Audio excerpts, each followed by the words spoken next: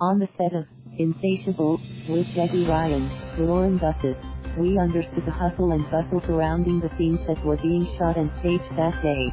After all, those sequences for episode 10's huge production numbers for the Miss American Lady Beauty pageant require the presence of many of the series' lead actors, including special guest star Gloria Diaz. In Season 2, which began streaming yesterday, the Filipino beauty queen, who has well loved for her wit as for her candor, plays former Miss Universe and Miss Philippines Gloria Reyes, considered the fiercest coach on the beauty pageant circuit. On the set, we were thrilled to see Gloria hit her mark take after rigorous take. That didn't really come as a surprise for us because we were aware of her nothing-to-scoff-at filmography, which includes award-winning turns in Lav Diaz, Batang West Side and Marilou Diaz-Abaya as Rizal. Moreover, we were able to pick the legendary beauty queen's brain during a roundtable chat and over dinner. Other than seeing Gloria strutting her thespic stuff on a Netflix production, our favorite moment came when we finally met series creator Lauren Gussis, who was as eloquent as she was forthright with her feelings about the bashing the show got over fat-shaming allegations, even before Season 1 premiered in August last year. To bring you up to speed about the wildly popular series, Insatiable tells the story of obese high school student, Bladell, Debby Ryan, who seeks vengeance on her bullies after she sheds off 7 girls, gets the hunky boy of her dreams, Michael Provost, and becomes a beauty queen. We admit we were feeling guilty to have made Miss Gussis emotional shortly after she sat beside us and after we asked our first question, in an article for Vanity Fair, you referred to Patty as the demon of my inner bully teenager. Has the success of the show been cathartic for her? It's been really interesting. Lauren paused as she tried to hold back tears. It's emotional to talk about it, you got me right off the bat. As we started to apologize, she assured us that it was alright. It's okay, it's just painful.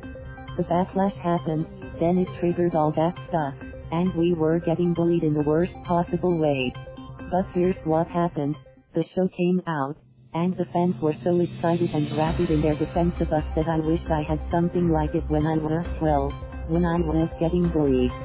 Suddenly, there was a team of people coming out to defend us or saying nice things to protect us. And this happened in a very public way. It was amazing and magical. And when you're brave enough to expose that part of you, sometimes, that vulnerability is what brings you the love you need. That's what I ended up showing in that deeply profound, deeply painful and deeply beautiful experience. What was also amazing was that at least one person from my past reached out to say, if I was one of the people who did that to you, I'm sorry. A couple of other people from my high school and junior years also reached out over social media and said, I went through the same thing. I wish I had known that, so that we probably could have helped each other out. Maybe there are other kids out there who are watching the show and feeling less alone for being able to talk to their friends about it. The idea of having a common ground left square bracket to address the issue of bullying right square bracket. If one kid feels less like asterisk T left square bracket as a result of watching the show right square bracket, then I've done a little bit of good in this world.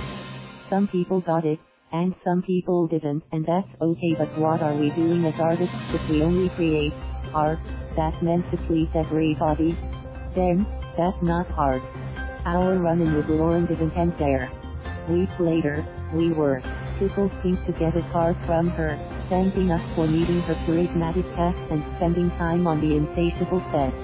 Of course, we were as happy to interview the show's other cast members, so that's something you, dear readers, need to look forward to on the pages of Inspire Entertainment.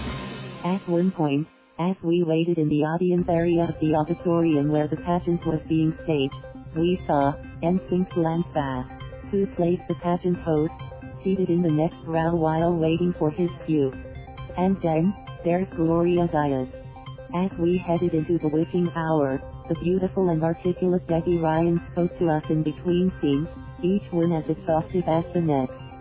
The 26-year-old actress, who began her ascent to stardom at age 7, said that Debby's issues and sources of insecurity weren't foreign to her. It isn't easy for a girl to navigate a world with so much pressure and unrealistic standards, she mused. I grew up in a world where there's always comparison and visibility on social media, and that's universal. I've always been able to identify with the feeling of not being enough. But this constant drive can also take us to dark places. I have also experienced that, myself. Asked to describe Patty's journey from season 1 to the sophomore season, Debby said, Patty experiences higher highs this time around. In season 1, we saw her get a crush on a boy and have her first boyfriend. It's the same when you win a crown. If you triumph in a local pageant, that makes you eligible to want a bigger crown. Season 2 steps into the territory in a lot of ways. Her rage or anger, which was always there, still, and she explores the source of that. The binge eating has always been her coping mechanism. She navigates all these, what they mean, where they're coming from, and addresses the root of all that. I think, for me and my loved ones, it's so much easier to start to identify a problem than to actually take the steps of embracing it and changing our behavior. I don't think Patty is any different. After pointing out her early beginning in the biz, where she was discovered in a nationwide talent search, we asked Debby if she has advice for other young people who wish to pursue a career in acting. It's twofold advice, she said. You are the only person who can set limitations on yourself. No one will ever dream bigger for you than you can dream for yourself. Also, have a backup plan, Lav.